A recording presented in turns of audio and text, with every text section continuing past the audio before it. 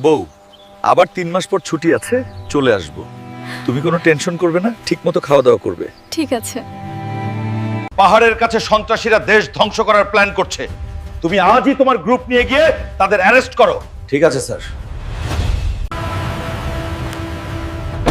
আজকের অপারেশনটা খুবই কঠিন, সবাই সতর্কভাবে কাজ করবেন। জি স্যার। তোমরা সবাই তাড়াতাড়ি আসো। স্যারকে কে যেন পিছন দিক থেকে বাড়ি মেরেছে।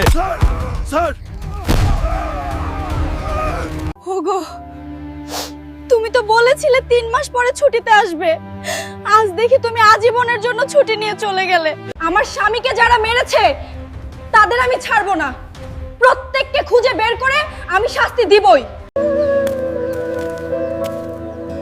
আমি তোমাকে অনেক ভালোবাসি।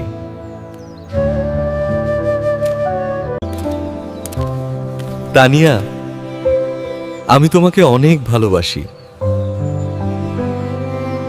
তুই আমার তানিয়ার দিকে তাকাইছস কেন? আমি তানিয়াকে ভালোবাসি। তোর এত বড় সাহস!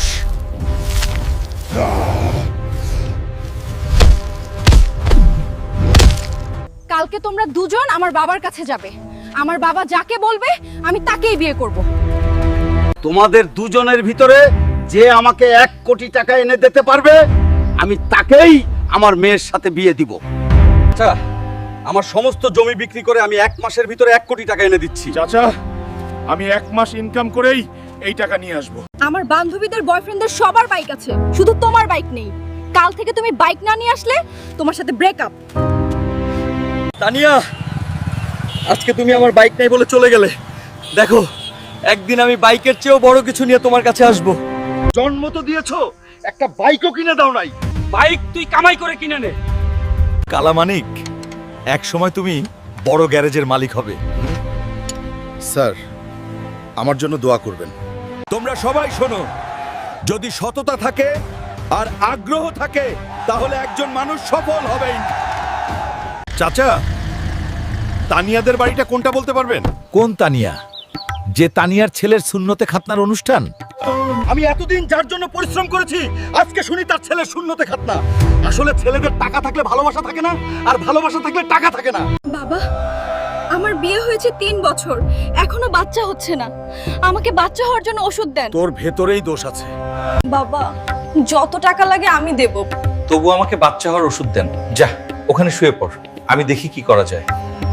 লাইন ভাঙবেন না। আস্তে বাবা।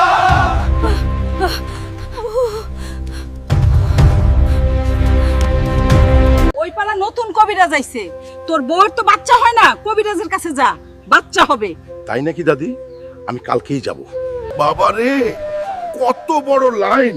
তুমি ওখানে জেগে বসো, আমি কবিরাজকে দেখিয়ে পরে আসছি।